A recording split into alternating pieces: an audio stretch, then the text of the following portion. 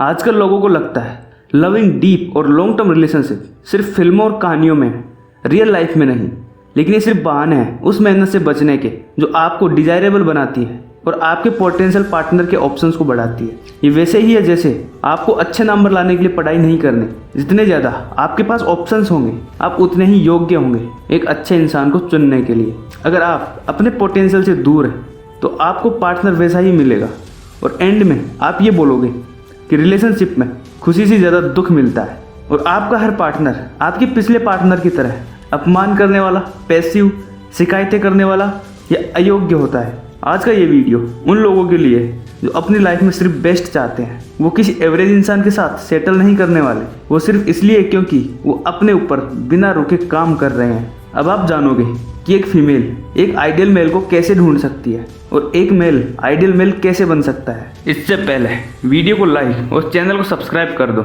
सबको ये मालूम है कि एक अच्छी रिलेशनशिप की नींव बिना रिस्पेक्ट के नहीं डाली जा सकती। वहीं इस टाइम पर लोग खुद को इतना असुरक्षित और अकेला महसूस करते हैं। अगर उनका पार्टनर उन्हें रिस्पेक्ट भी ना दे और उन्हें यूज करे तो भी वो इसे नॉर्मल समझते हैं। ये बिहेवियर मेल और फीमेल दोनों में है, लेकिन इस प्रॉब्लम में फीमेल जल्दी और आसानी से फंसती है क्योंकि हर फीमेल को टॉप मेल चाहिए जो डरपोक और कमज़ोर ना हो बल्कि एक लीडर हो जिसकी सब सुने। इसलिए मेल की डिसरिस्पेक्ट को कॉन्फिडेंट का साइन समझती है और एक टॉक्सिक इंसान से अटैच्ड होने की वजह से उन्हें ये लगता है कि रिलेशनशिप तो ऐसे ही होते हैं, इसलिए रिस्पेक्ट को ज़्यादा प्रायोरिटी दो। अगर कोई मेल आपसे डिसएग्री भी करता है तो ये पक्का रखो कि वो डिसएग्रीमेंट भी रिस्पेक्टफुल ही दिखाएं। एक मेल के कैरेक्टर का हिस्सा सच बोलने से भी जुड़ा होता है, साथ ही अपने बोले गए झूठ को एक्सेप्ट करने में कोई भी अगर मगर ना करे, क्योंकि फीमेल्स का नेचर ऐसा होता है कि वो सच को पहले फील करती है और मेल सच को ढूंढते हैं फिर कंक्लूजन निकालते हैं सही और झूठ का। इसलिए एक मेल का सच बोलना उतना ही ज़रूरी होता है जितना सच को जीना होता है। किसी भी तरह का असंतुलन ज़्यादा दिनों तक नहीं टिक सकता, एक दिन उसे गिरना ही होता है। इसी रीजन से अगर एक मेल बहुत ही ज़्यादा जेंटल और सॉफ्ट है या बहुत ही ज़्यादा हार्ड और एग्रेसिव है, इन दोनों केसेस में हेल्दी रिलेशनशिप रखना इम्पॉसिबल है। क्योंकि एक ऐसा मेल जो बहुत ही ज़्यादा सॉफ्ट है वो आपको अपने फेमिनिन नेचर के टच में आने से रोकेगा और एक आदमी में इससे बुरा कुछ नहीं हो सकता कि वो पैसिव, वीक और इनमिच्योर है। और वहीं एक बहुत ज़्यादा एग्रेसिव है, वो भी आपको आपकी फेमिनिटी से दूर रखेगा क्योंकि फेमिनिटी एक ऐसा रहस्य है जो सिर्फ प्यार और केयर से ही खुलती है। इसलिए रिलेशनशिप में एक मेल काइंड भी होना चाहिए और टफ भी। टफ इसलिए क्योंकि बाहरी चीज़ों से वो आपको बचा सके और काइंड इसलिए ताकि वो खुद आपको ना तोड़ने लग जाए। जहाँ बैलेंस होगा वहीं प्यार होगा, वरना आप आपस में ही एक दूसरे की मिसिंग क्वालिटीज़ को प्रोजेक्ट करते रहोगे। आप इसी ट्रांजैक्शन को प्यार समझ बैठोगे और सोचोगे कि हम खुश क्यों नहीं हैं। He is not selfish.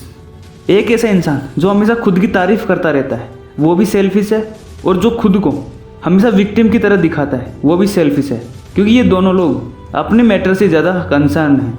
एक अच्छी रिलेशनशिप बनाने में दो इंसान लगते हैं, ऐसे में दोनों में से कोई भी एक इंसान दूसरे जितने एफर्ट्स देने और अपनी लाइफ को उस रिलेशनशिप में इन्वेस्ट करने के लिए रेडी नहीं है तो ऐसे रिलेशन कितने ही दिन चलेंगे। अगर एक मेल अपनी नीड से ऊपर दूसरों की नीड्स रखता है तो एक बहुत ही अच्छा साइन है उसके कैरेक्टर की इंटीग्रिटी का। उसको पता है अपने पार्टनर को ऊपर उठाने के लिए खुद की डिजायर को भी सेक्रीफाइस करना पड़ता है।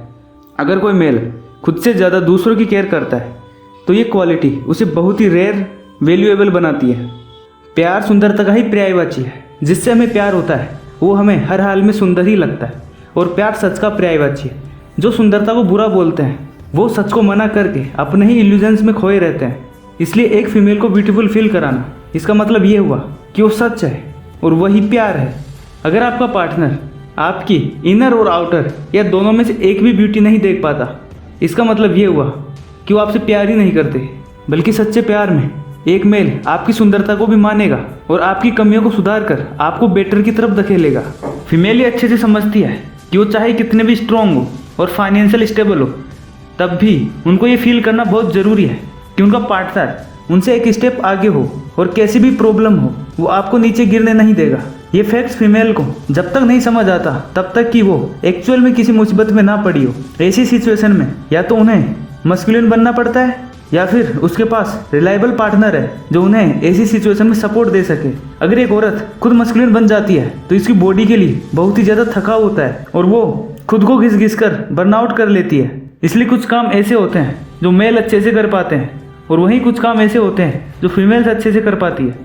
ऐसा मेल जिसकी खुद की कोई लाइफ नहीं है और उसका सारा एंटरटेनमेंट सिर्फ आपसे ही आता है और वो आपकी एनर्जी पर चलता है। लेकिन सच तो ये है, कोई भी फीमेल ऐसे मेल को साथ नहीं रखना चाहती जो सिर्फ एक ही जगह घूम रहा है और उसकी कोई ग्रोथ नहीं हो रही। ग्रोथ को सिर्फ पैसों में नहीं, जीने के ढंग, प्रॉब्लम्स को देखने का नजरिया, बोलने का ढंग, दुनिया को देखने का नजरिया, हर चीज में मेजर करो। एक आइडियल मेल अपना सारा टाइम और एनर्जी सिर्फ आपको नहीं दे देता, क्योंकि उसके खुद के भी ड्रीम्स हैं और उसे अपने साथ वाले लोगों को भी ऊपर उठाना है। सिर्फ ऐसा पार्टनर ही आपको मेंटल पीस और सेटिस्फेक्शन दे सकता है।